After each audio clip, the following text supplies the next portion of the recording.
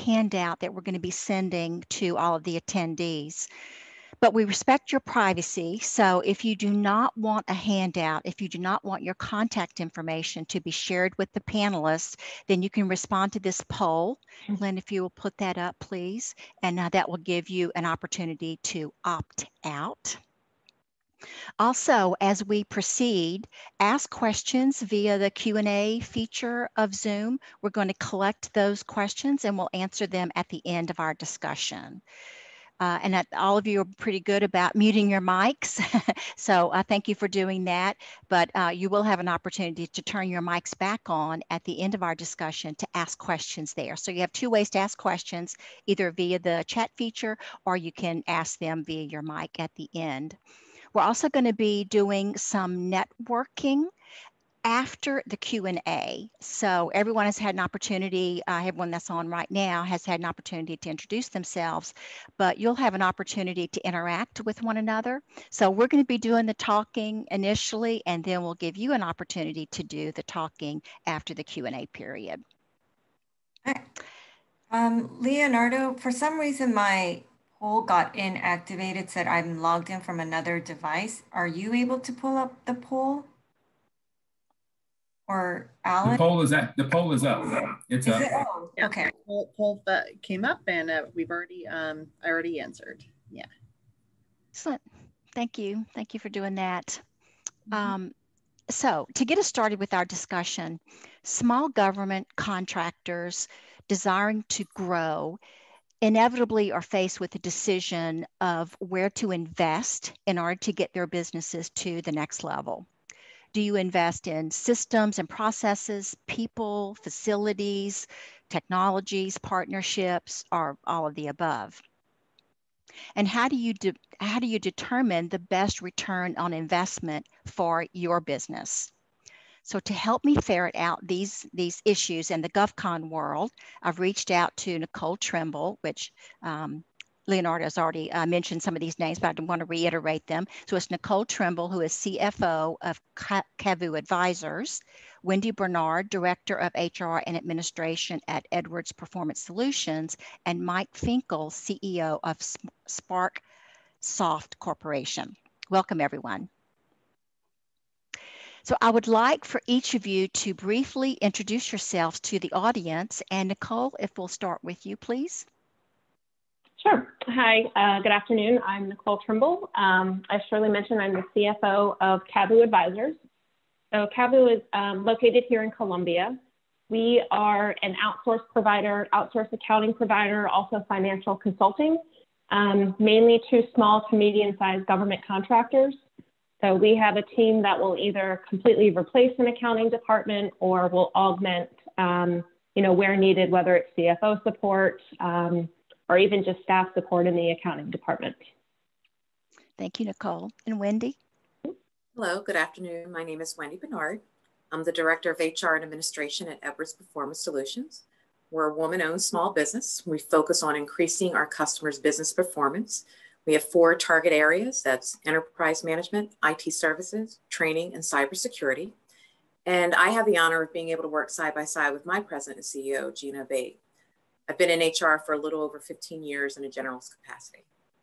Excellent. Thank you, Wendy. And Mike? Yes, thank you, Shirley. I'm Mike Finkel. I'm the CEO of Sparksoft Corporation. We are a 8A Hub Zone woman-owned small business located here in Columbia. We do have offices, other locations as well in Virginia, West Virginia, and Kentucky. We do mostly healthcare IT government contracting. Our biggest client is the Center for Medicaid and Medicare Services, CMS, down here on Security Boulevard. And we do have other government and state clients as well. We focus on data analytics, software development, testing, cybersecurity, as well as some other things in the IT world and analysis world. I've been in this business for almost 25 years now, probably last, 18 or so in the healthcare space in IT. We're working on such programs as Medicare Part D and as well as healthcare.gov.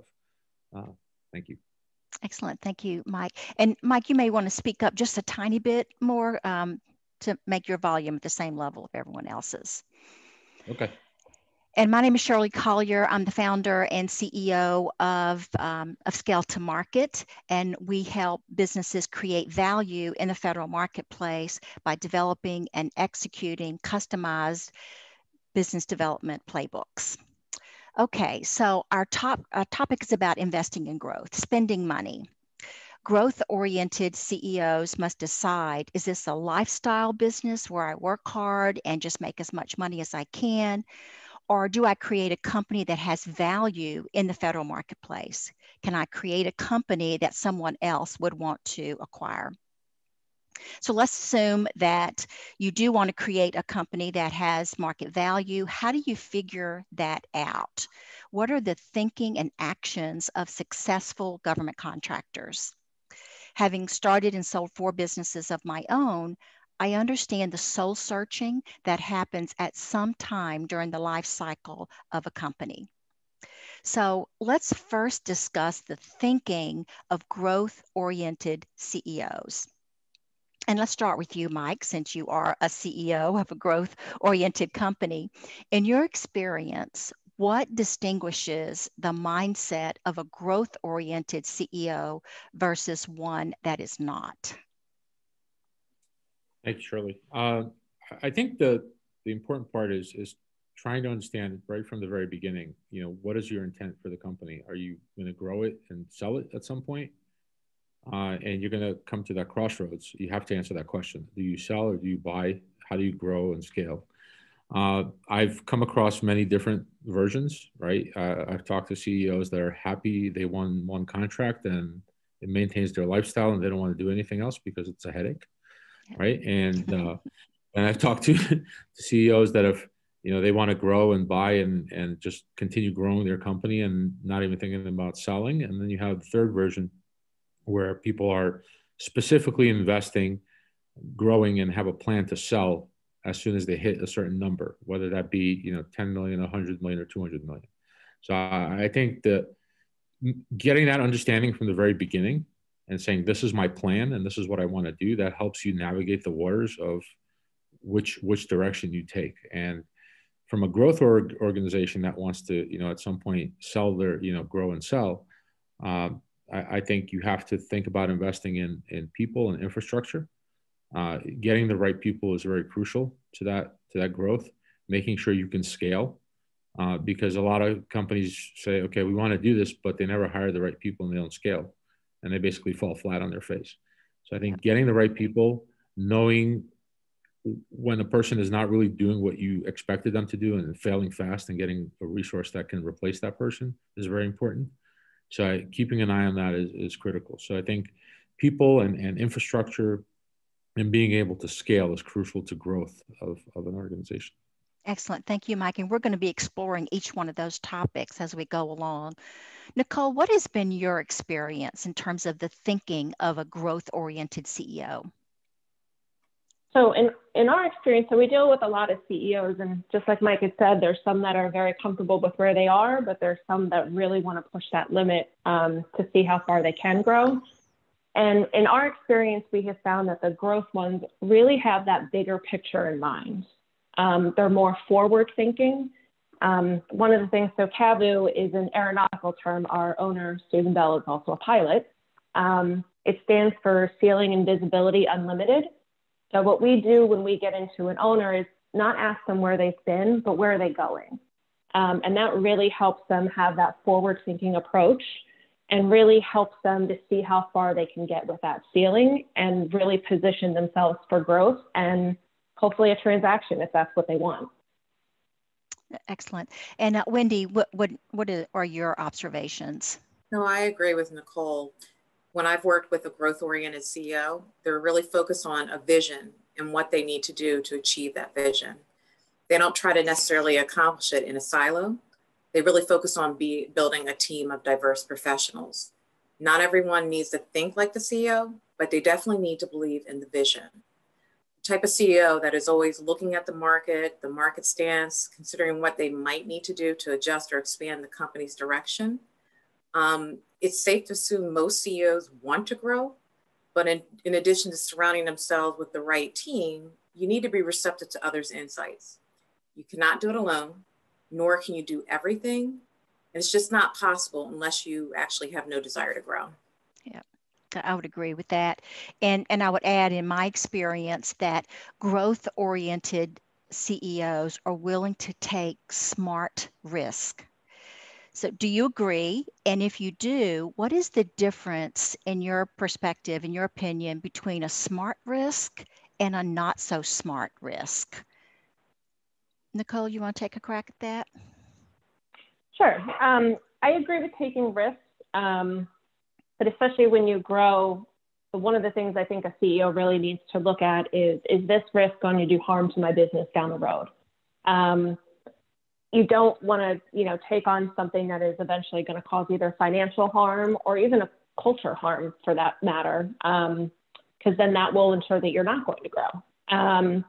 So just a risk that really would ensure that overall vision in the company would still remain intact if by chance it does fail. And Wendy? I also agree with taking smart risks. And by being smart, it really entails a well thought out strategy to include defining what you can risk without setting your business back too far.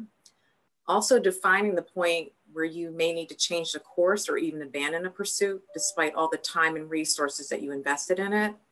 If you want to grow, you have to assume some risks and your strategy is not working. Not so smart risks tend to be a result of pursuing an opportunity or line of work that's not really in alignment with your strategic goals. It may pop up as easy revenue, a quick turnaround, or if it's all of a sudden that shiny new pursuit. It's really key to stay focused on what you do and what the organization does. But even more importantly, to know what it is you and your company do not do.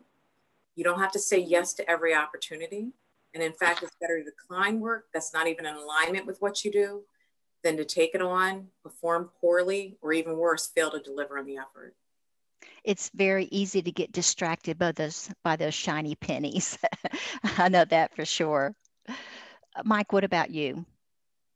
Yeah, I agree. It's very easy to get distracted, especially when opportunities are getting thrown at you from multiple directions and you're looking at pipelines and, oh, we can do this and we can do that. And I think you need to, my belief is you need to create your pipeline and you need to look 18 to 24 months out. And what am I going after? And, really take calculated risks, right? So for example, a calculated risk would be, I'm going after this opportunity that's 18 months out. And I know that there's 4 key people that I want that are working on the contract. How do I get those people and hire them ahead of time to prepare to go after that risk? A lot of CEOs and not just CEO, growth people will jump on, oh, this opportunity just popped up and it's a 2-week turnaround and let's go. I think we can do it. And I'm like, you're distracting us from the bigger vision, right? So I think it's very important to stay tuned into what your bigger vision is and take calculated risks according with, to make that vision become a reality. And I would add to that, Mike, is to be very market driven and data driven in your decision making process and not just shoot from the hip or at someone's opinion that you should go after those new opportunities. Mm-hmm. I also find that if you play it too safe for too long, you stagnate, and that puts everything at risk. So playing it safe means that you've disengaged from meaningful challenges and you aren't pushing yourself and your company, and you aren't really creating your future, but being passively dragged by it. So it is important to take risk if you're going to get your company to the next level. So as companies grow, the founders sometimes find themselves hitting a wall. So what are the signs that founders have in fact hit that wall and should now consider building out their executive team? Wendy, what do you think? Again, this ties back to trying to do more than you're able to handle.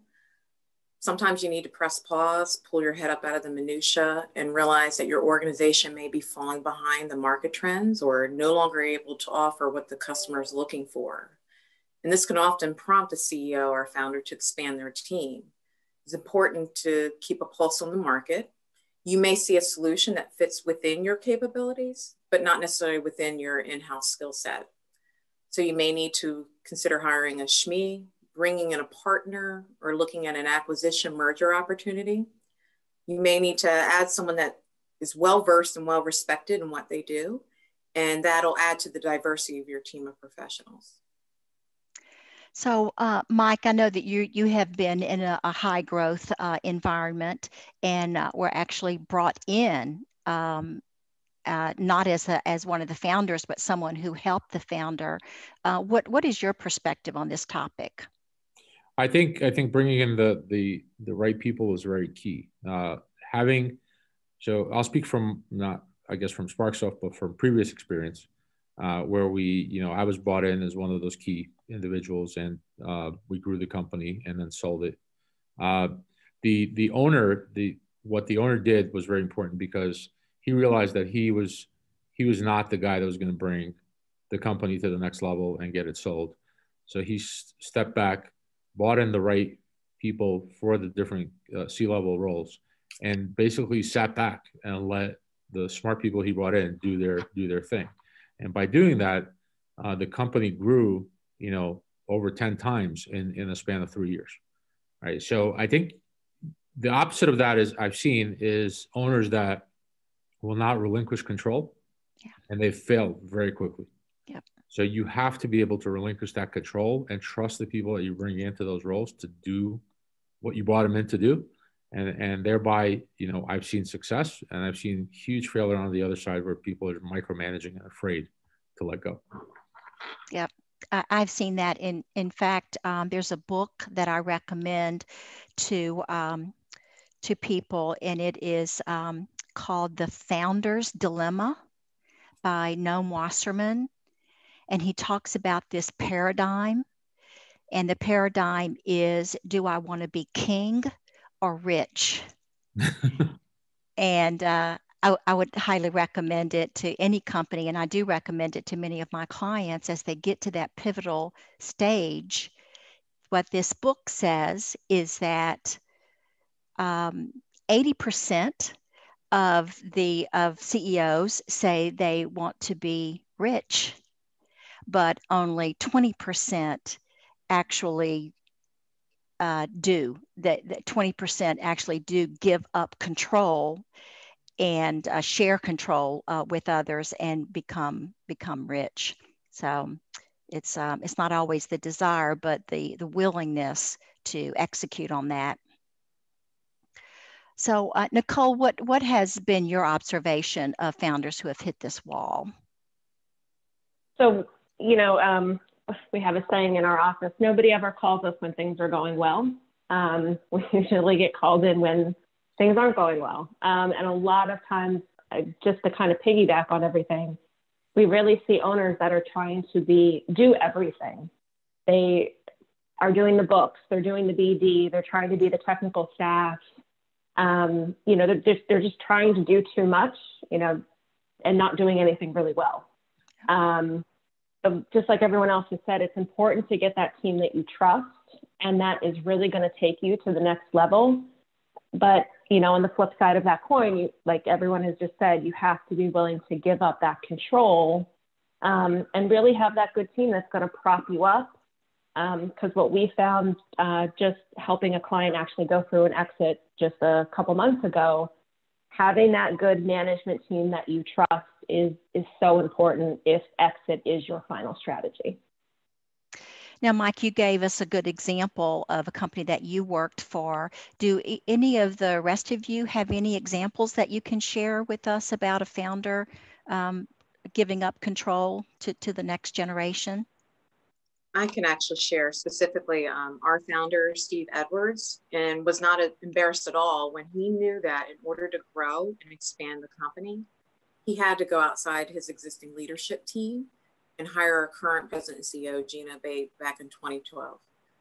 Gina brought skills and knowledge from a large company perspective, skills and experience he didn't necessarily have. I will tell you, though, it was definitely not an overnight transition. What was key was having someone in place that you trust implicitly with a business mindset that's similar to yours. It's extremely difficult to find, and it does require extensive conversations. They've known each other since 1999, but you got to do your due diligence before you officially make that type of decision. He was aware of her ethics, her faith, her business practices, which let him know she would always do what was going to be right for her employees and to grow the business, even though it wasn't exactly how he would have done it. So he had to let go and let others lead. You know, Steve is such a role model to so many other companies. I have used him as an example when I talk to many other companies that reach that level where it's scary that they have to now bring in others to help get the company to the next level. So thank you for sharing that, Wendy. So now let's talk about money.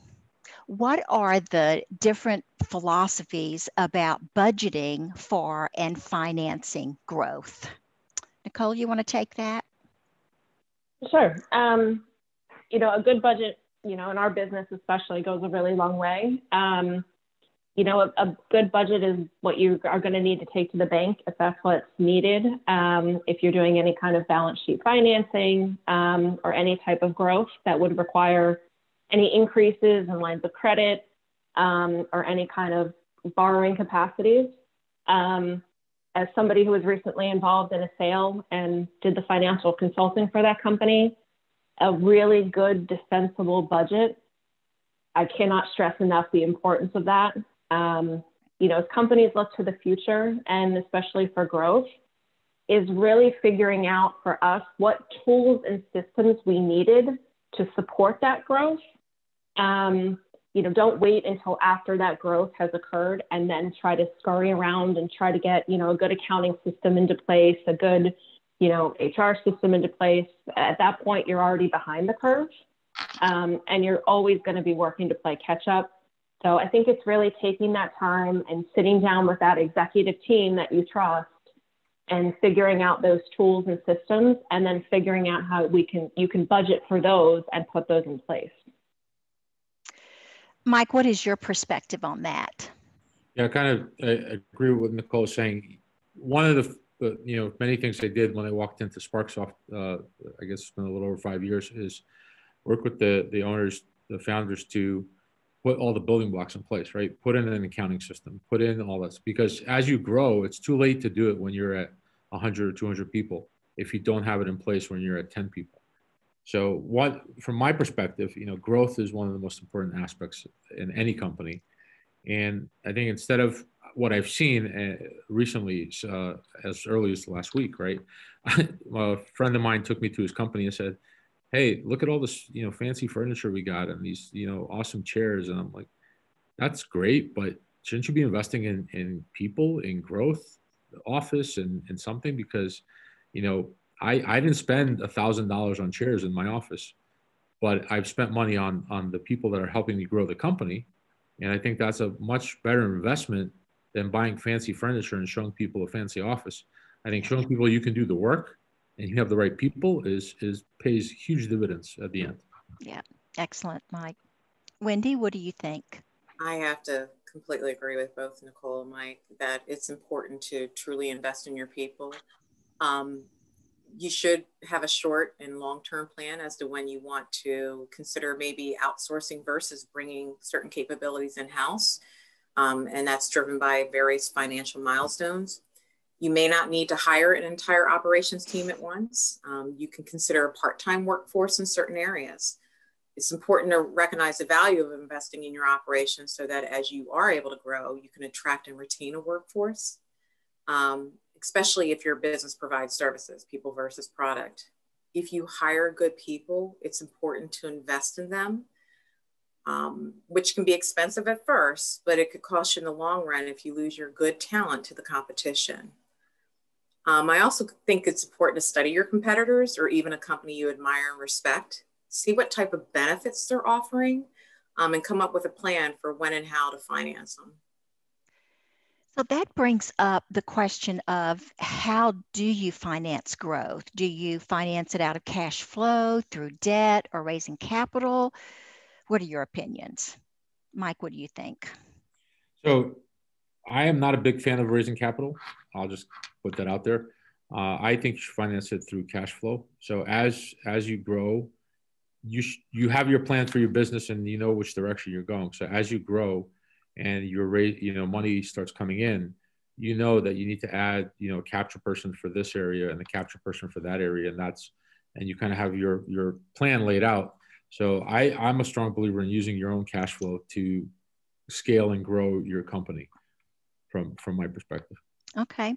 Nicole, what about from a CFO perspective? Definitely from a CFO perspective, I could not agree with Mike more. Cash flow is absolutely the best way instead of, I'm not a fan also of raising capital. Having that good relationship with your banker is very important. Having them be aware of what your growth plans are, seeing what they could do to leverage your AR from a line of credit perspective, or see what kind of, fancy balance sheet financing you could do. But using your cash flow and using that to finance your operations is always the best way to go, if at all possible. Are there any circumstances, Nicole, under which you would advise your clients to take out a loan to finance growth? If there's a strategic acquisition, I would definitely say that's a good way to grow. We've seen a couple clients here recently that have done that, growth through acquisition. They knew they didn't have the talent and the skill set in-house, so they bought it. That would be a good way. That would probably be a good example of where I would probably recommend doing the debt route. Okay, excellent. So now I want to go back to building out your executive team, because this is an area that many companies really struggle with. If the founder or CEO has decided that they need help at the executive level, how do they go about determining which position or skills to hire? Wendy? So in the beginning, and this has been mentioned before, oftentimes a founder or CEO, you're doing a little bit of everything. You're doing HR, you're doing office management, BD, payroll. When you start to grow, you really need to focus on the pieces that you do best and what's really in alignment with your skill set. It's also important to be honest and play to your strengths. Do what you do well and hire others to do the rest. This maximizes everyone's productivity to really support the growth of the business. Mike, what has been your experience? I have to jump on what Wendy just said. It's exactly that. It's, as you're growing, understand what your skill set is and what you bring to the business, and try to figure out where your holes are, right? Is it growth? Is it finance? Is it operations, right? So from my perspective, when I came in, I said, growth is kind of the fundamental for government contracting and services. If you don't have the right growth people and you're submitting proposals, you ain't growing, right? It's just a fact of the matter, right? So growth was one of the first places where we invested, as well as infrastructure like the financial system and things of that nature. And then from there, you look, as you grow and you bring more people on, then you need to start growing out your operations, right? You need an IT department, you need other things that helps you grow your infrastructure and support your infrastructure as you grow. So I'd say identify what you're good at and do your thing, and then bring in the right people that are specializing in those areas where you need help, and trust them to do their thing. I think that's the best approach. Yeah. So if the founder is really good at technology, then maybe it's not a bad idea that they concentrate on technology and someone else is at the president level or a chief operations officer or finance and so forth. Exactly. Yep. That makes sense. Nicole, what do you think? Yeah, I couldn't agree with all three of you more. Having the owners really take a step back and, just like Mike had said, see where those holes are in their organization. From an owner perspective, understanding what you do best and also admitting what you don't do well. And then augmenting and building out your executive staff around, those holes that you have in your organization for those things that you don't do well. Yeah. And then, like Mike had said, giving them the tools and making sure you're building out that infrastructure to support that as well. So let's explore that a little bit. What is the biggest hurdle that CEOs must overcome to ensure that their executive team is successful? Nicole, what do you think? and I know we've touched on this earlier, is really that letting go. Again, that understanding what you don't do well, and then having that executive staff come in, but also setting them up for success, giving them the right tools, and making sure you're investing in the infrastructure that's going to support them to continue to grow your business. You know, I know as business owners, it gets hard to delegate stuff and to start to relinquish that control, but it's, you know, if you're going to grow, you can't, you know, keep doing your books and be the bookkeeper at, you know, $15 million. And run a company at the same time. It doesn't work well. Yeah. Or I haven't seen it work well. Right. So it's really just trusting your team and making sure that they understand that you trust them and giving them the tool set to do that well. Wendy, what would you add? I can say the same thing. I think what's important is communication. As you're letting go, if you have the executive team and they see the vision, they may not take the same approach as you to get there, but so long as progress is being made, the CEO really needs to let their execs do what they were hired to do, but still being there to support them, provide them with all the tools and resources they need to be successful, and the room that they need to accomplish the goals of the organization. Mike, what is your perspective as the CEO? So this question makes me think of the app Let Go, right? You got to let go. I'm gonna kind of scratch out the CEO thing, and I think this is really a founder thing, right? You founded the company. How do you learn to let go? It goes into some earlier questions that we talked about, right? I think you need to trust that you're hiring the right people, that you're bringing in the people that can carry out the goals of your corporation and your vision, your ideas, right? And you need to trust in yourself that you've made the appropriate hires, right?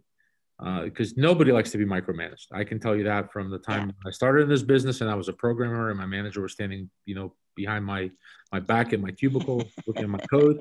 I think it makes you upset. It doesn't make you think straight. And you, like I said earlier about my earlier company that I worked in, that owner and founder stepped away and let the people he brought in do his thing, and he became, you know, very rich at the end of the day by doing that. I think this applies here as well, right? The founders have to step away and let go. And that is easier said than done. So are there specific tools and processes that you have seen that have put in place that help to empower an executive team? Yes. So I would say there are tools and processes. I think having appropriate touch points set up, executive meetings and other such things throughout the life of the project, or, you know, the growth of the company, as they call it, right? I think having touch points, giving people confidence that they're doing a good job. So I wouldn't say it's so much a tool that you can buy. It's something that you need to learn and have experience in doing. And trust me, I've fallen on my face a lot of times. And I've come from a place where I just micromanage the hell out of things, right? Because I didn't believe people could do it, or I could do it faster than somebody else, right? But I've learned over time that, yes, somebody is going to take 2 hours to do what I can do 10 minutes. But if I don't let them take the 2 hours, they'll never get to the 10-minute mark. Yeah. So you really need to kind of change your mindset and let people do their thing, because that's what you hired them for, right? It's you hire good people, you know, based on their experiences and other things and recommendations. Let them do their thing unless they fail miserably, and then you step in and you have to make a change. But you have to have confidence that you're letting these people do their thing. And it's really a mindset. It's not a specific tool that you can go buy. It's a mindset that you have to change within yourself to allow all of this to happen. And if you can't do that, I've seen many people not able to do that, and they just fail. They fail miserably. Yeah, that's a really good observation, Mike. So what other areas of a company must transform in order for that company to reach the next level? Wendy, what do you think? I think actually Mike's touched on this earlier, that it's really key to build out some strong and solid systems and policies and procedures, getting things in place. Because the last thing you want is your people working so much harder than they have to, and you want to increase, you know, efficiency at your organization. deciding what to continue to outsource, such functional areas of HR, accounting, contracts, finance, legal, leveraging resources available to you as a small organization, such as the SBA and of course your local chambers. I think it's also important to identify a mentor, whether it's another CEO or a company representative who's been exactly where you are in the growth cycle. That's good advice as well. So Mike, what would you add to that? What other areas, back office areas, you think need to be strengthened?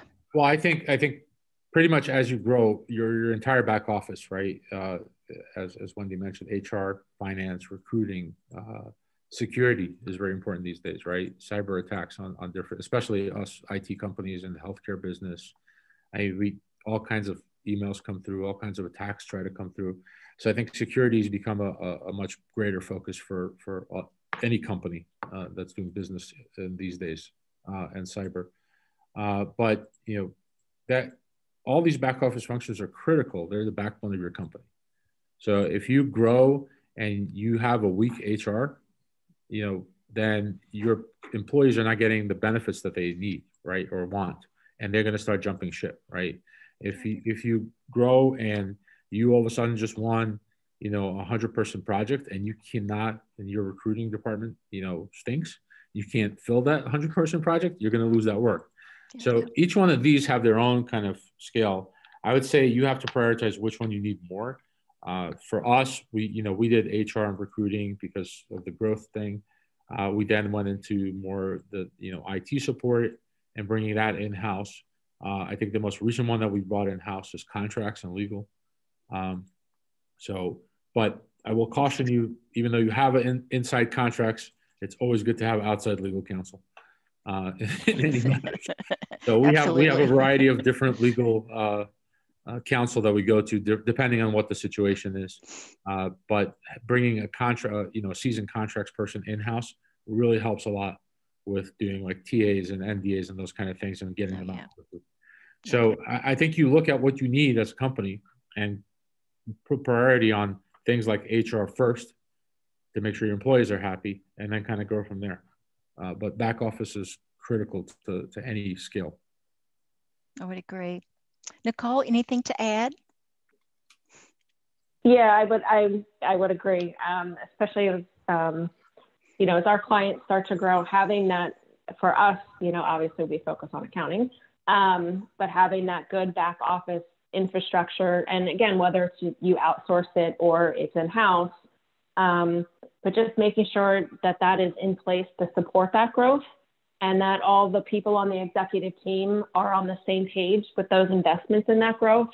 I think that's going to help when you have everybody kind of rowing in the same direction, that they understand what the vision is for the company, and then everybody is in support of that. But yeah, having that back office is just very critical, especially, you know, again, I think like we said before, if you're trying to put that into place after the growth, you are going to be in a constant state of catch up. Yeah. So we've alluded to this a little bit, but I want to elaborate on it about what are the mistakes that CEOs most often make when pivoting their organizations towards a growth model. Mike, what have you observed? So as I mentioned earlier, and I think we all have touched on it, right? Micromanagement is terrible, right? If you try to micromanage, that's the number one problem, I think. Number two, I think making the right investments. So a lot of companies will not make the right investments and will throw money left and right, like the example I gave with furniture earlier, spending an exorbitant amount on furniture rather than resources. Yes. There's no focus, right? For example, you know, company's mindset could be set to win, win, win, and they don't focus on the delivery of the work. So they're focusing, you know, 100% on growth, but every project they get, they falter in delivery. Well, you know what? That gives you a bad reputation and gives the customer a bad taste. So even though you won 1, 2, or 5 projects, eventually what's going to happen is you're going to start losing projects because you get a bad name that you can't deliver. So it's nice that you win, but if you can't deliver, it's completely useless. Yeah. So to me, delivery has always been key. Nothing against salespeople. I'm not a big fan of business development. You know, I have grown up, and you know, all the companies that I've been at that have grown have been all done through delivery. If you deliver, I find that customers will come to you, right? Because they know that you can deliver to them. So that's kind of, you know, my 2 cents on this. Yep, excellent. And I agree with that. I work with a lot of tech companies, and I find that many of them struggle with planning, you know, so Right. lack of focus, and they struggle with business development. So you're right. They have gotten maybe their first couple of contracts through personal connections, but many times the founders are tech oriented and they're very good at it. They love technology and they're in demand from their customers. So they're doing a lot of billable work, and they realize that they're in this dilemma that they need to extract themselves from the customer, but not so much that they lose touch, but they need to kind of build out that infrastructure around them, the delivery infrastructure, and then the business development and strategic planning, kind of pull it all together. Yeah, absolutely. So Wendy, what about you? What mistakes have you seen that CEOs make? It's really been not building out that, if you're starting to build out your team and not letting them do the things that they were hired to do.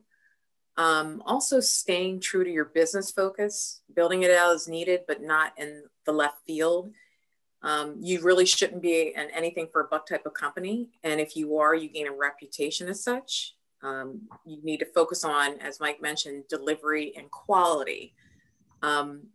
Not to mention, when you do go outside of your lanes, oftentimes you'll strain your internal resources. Say you're going to pursue, say you're not in cybersecurity, you find an opportunity, and then your recruiters are accustomed to specific wheelhouses.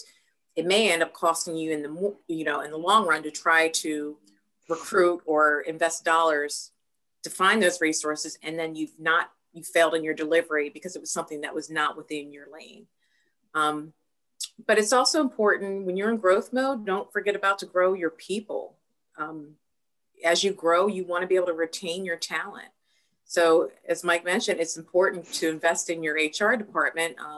There's other things you want to invest in their skills, professional development, and also stay connected with their concerns. And that's what, when you have a good HR team in place, you can really focus on, your most valuable asset, your people. And Nicole, what would you add? Yeah, I mean, I agree completely. A lot of times we see, just like Wendy was mentioning, these CEOs with the, shiny ball, they try to do too much and don't have that focus. Like you said, if you're going after 5 or 10 proposals, each with a P-win of 10%, you're going to be straining those internal resources from a recruiting standpoint, from an accounting standpoint, trying to budget for it, and unnecessarily so. Really, if you're going to go outside that swim lane, like Wendy said, really making sure that it's a smart, strategic choice to do that, and not, just, again, that shiny ball, anything for a buck, like you had said, because you will get that reputation as such. And really just trying to focus. And I think, like we've said before, is getting that infrastructure in place ahead of that growth. So the last question to the panelists, and this is unique to government contracting. I sometimes hear the CEOs of GovCon companies saying that they can't really invest in back office operations because they fear that it will make them non-competitive for contracts because their overhead is going to be too high. So how do you advise them? Nicole, you want to start with that? Sure.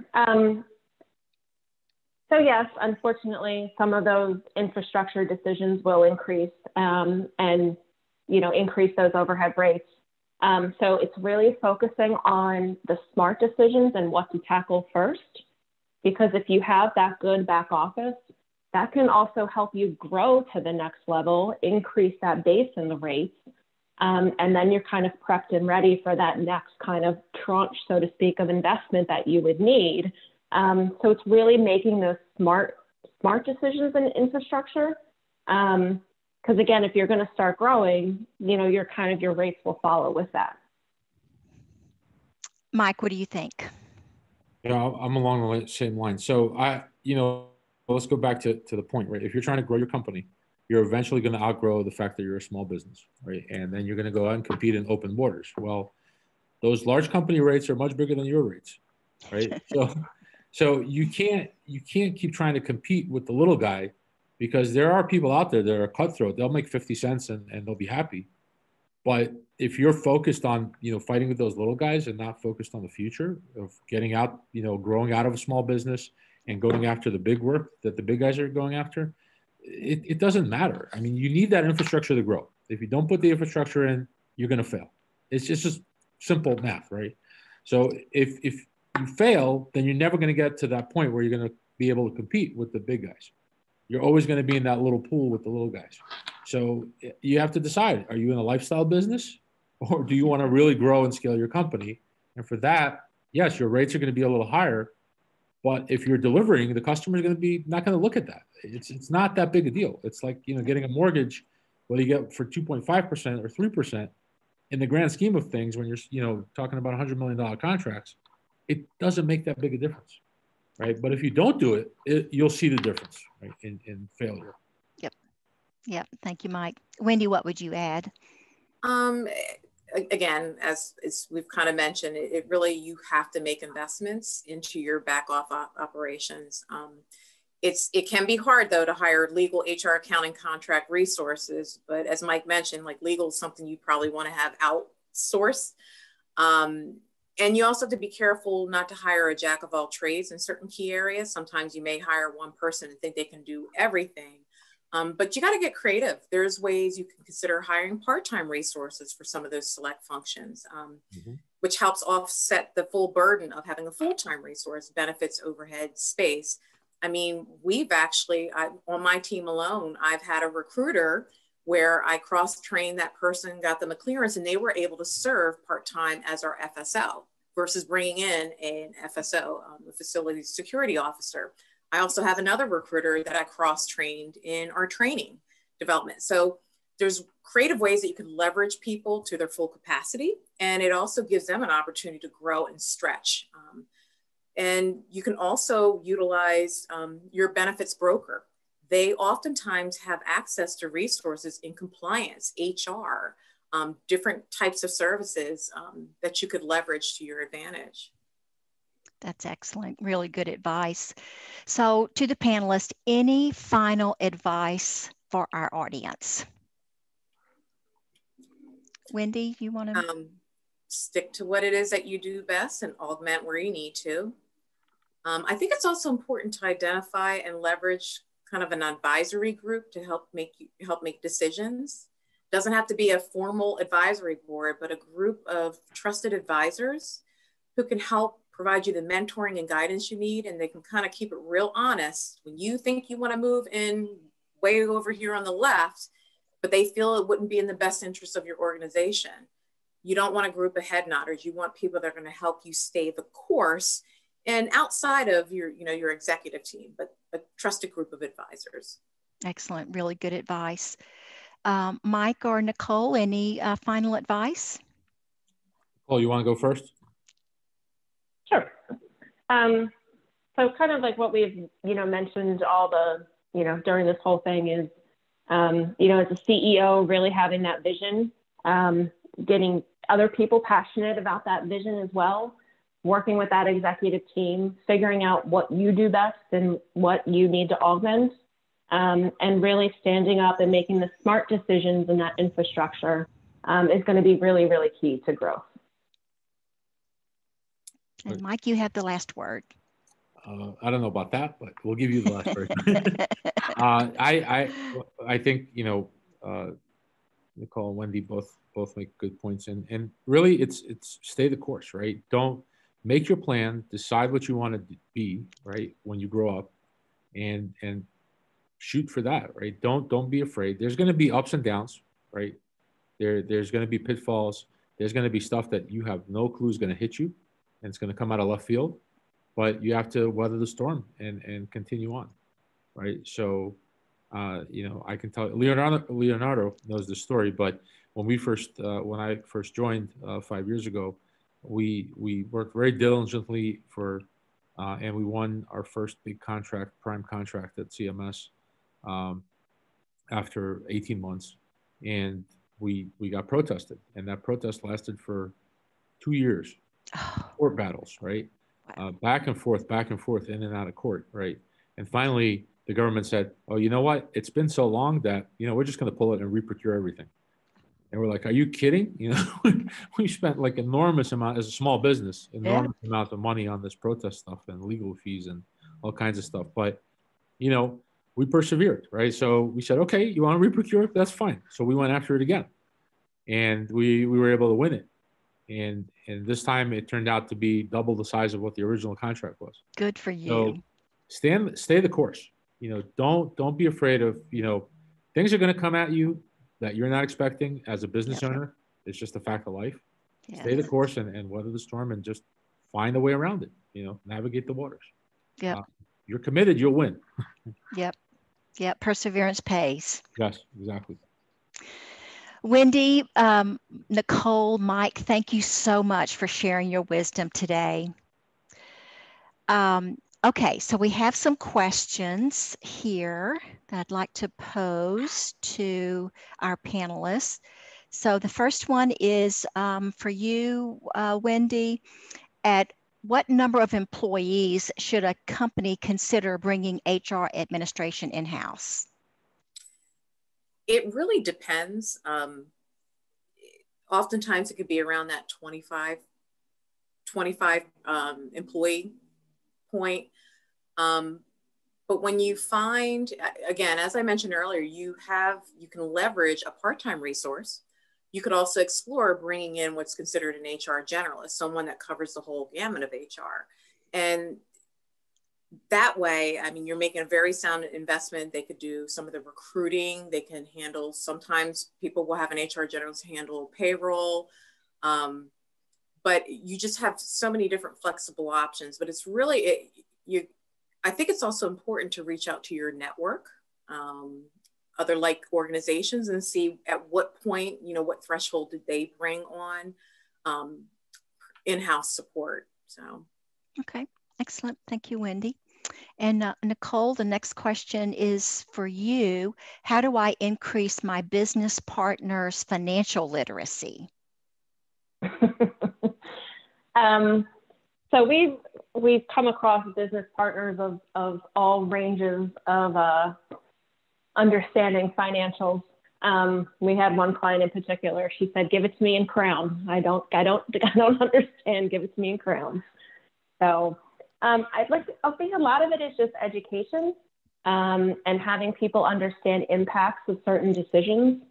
So it's really taking the time to sit down with those business leaders and having them understand, if this, then that, and understanding, one of the things we try to work with business owners about is, it's not just your cash in the bank, it's your, if your cash basis tax position, you have your indirect rates. So there's a lot of things that you need to think about.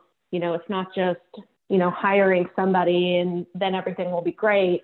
It's really understanding all of the financial impacts.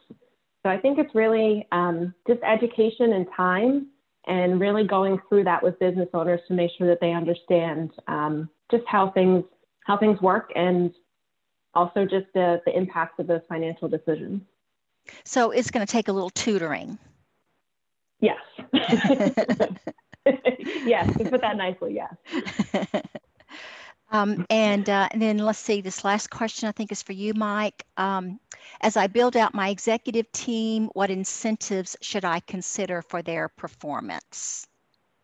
So there's several things you can do, but one thing that I think works well and incentivizes not just executive, but I would say your key resources that help you grow in the company, and that could be anywhere from a solution architect to a C-level executive. You should figure out who those people are, and I would incentivize them with a ESOP program, right, an employee stock ownership program, because then I think they really have a sense that as the company grows, they actually have a piece of the pie, right? And if you ever actually get to that point where you sell, they get something out of it, right? So they're incentivized to help you grow because their pie in the business will grow, right? And if they get you to a certain level and you're selling, then they get they walk away with not just their salary and a thank you, right? They get something to take with them on their journey, right? And that could be extensive. Now, I will caution you, a company that, you know, shall remain nameless, you know, created an ESOP program and then divvied it up with you know, between 1,000 employees. And even if you were there 2 weeks, you got something out of it. So you weren't really there for the growth, but they diluted the people that were actually there to help them grow. So I think, you know, when you look at it, I would keep it limited to really the people that are helping you grow, so that they can actually feel the fact that, you know, they've busted their ass for 10 years or whatever to make your company grow, and they walk away with something significant that really is, you know, meaningful to them, because they're the people that are actually there, you know, helping you push the buttons, sitting there late nights, getting things done. And, you know, you depend on them. So make sure they feel it at the end of the day. Yeah, that can be a great way to incentivize, and they have very low risk, so they get ownership without the risk part of the formula. Exactly. That's really good. So Wendy, is there anything in your experience in terms of incentives that you have seen that work for an executive team? Well, you can have an executive bonus pool, specifically at the end of the year when you reach your target, your strategic goals and objectives from the organization. That could be part of that, and that's really tied to the performance of the organization. So if the organization does well, then they do well. That kind of incentivizes them to perform at optimum level. Excellent. Thank you, Wendy. Are there any other questions from the audience? You can either turn your mic on and ask a question, or you can use the chat feature.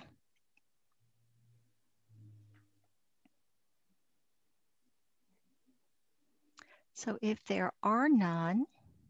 Well, actually, I have one. Okay. I'm typing and I'm just a slow typer. Yeah. Hi, April. Hi, it's good to join you guys. I so appreciate the information that was shared today. And I totally agree about the necessity, absolute necessity of having those account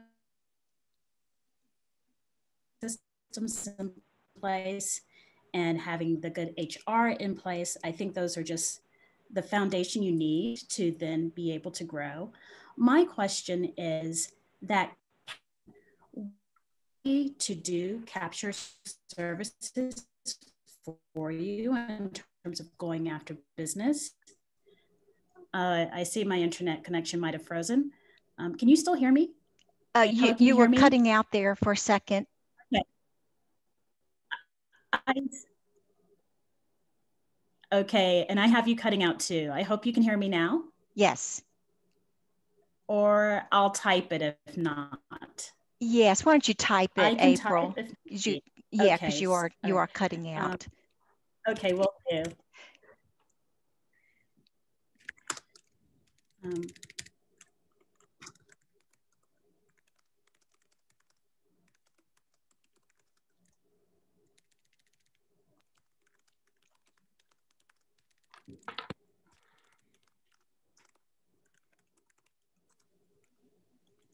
Okay, so the question is, how do you select BD services so that you get results from your investment?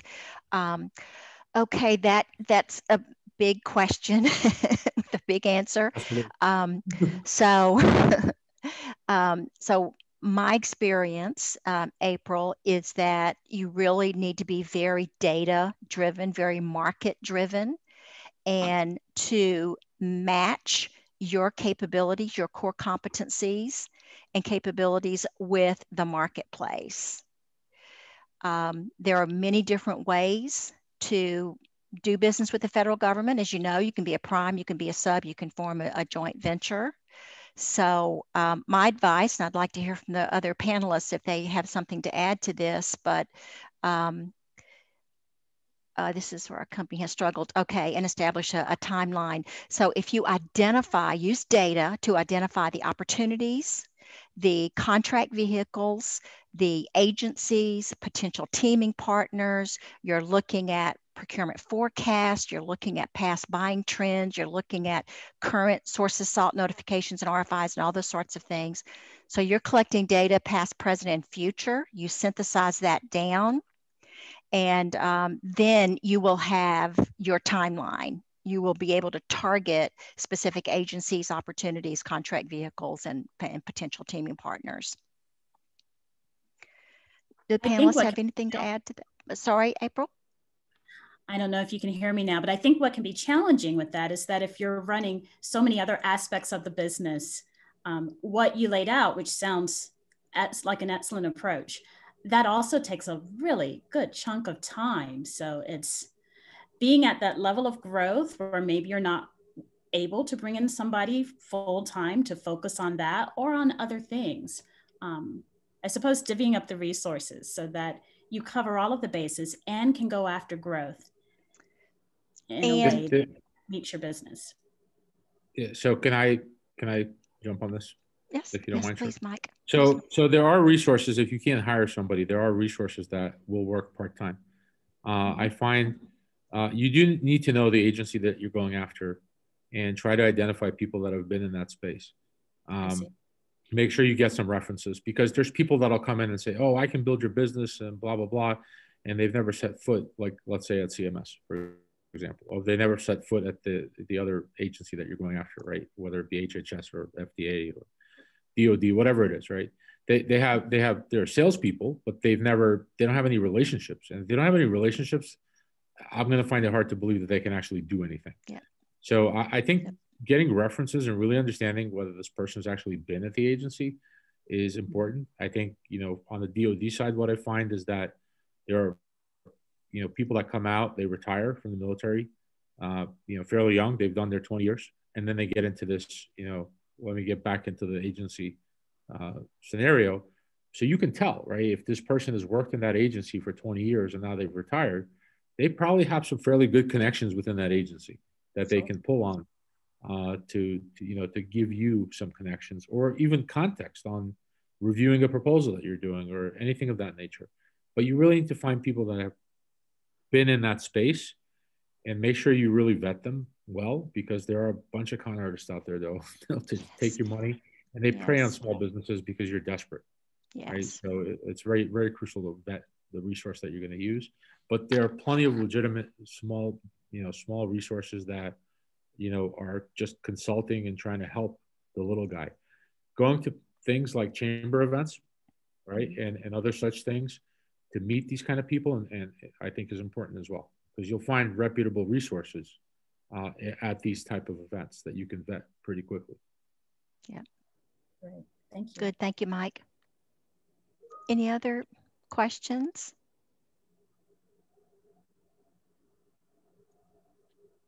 Francois, did you have a question? I saw that you turned off your mic earlier, or you turned on your mic. No, I don't have any specific questions. Okay. For now. Okay, so we have about 10 more minutes. So why don't we use this for networking purposes? I think everyone who's on had an opportunity to introduce themselves. One of the things that I would like to learn from the attendees, if any of you have any specific things that you would like to achieve in terms of networking. Is there anything that you're looking for specifically from either the panelists or other attendees that might help you in your business?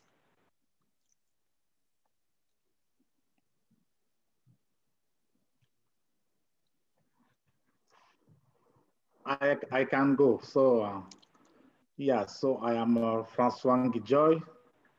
So I am the founder of New Advanced Technologies, and it's a very small business. We are looking to grow.